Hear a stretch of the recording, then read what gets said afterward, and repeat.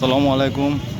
তো Sylhet king bridge DC server Alam Sylhet থেকে যাইতেও কিন্তু কিং ব্রিজ আবার হকারদের দখলে যেতে পারা কি পরিমাণ হকার হল বলছে।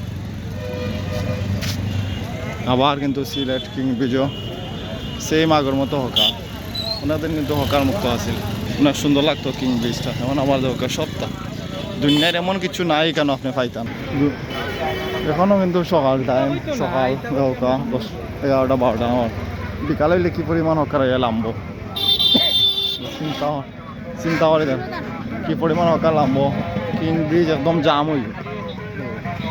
তো সকাল টাইম একটু কম, একটু পরে যত সময় যাইব তত কিন্তু আইয়া পড়তে থাকবো।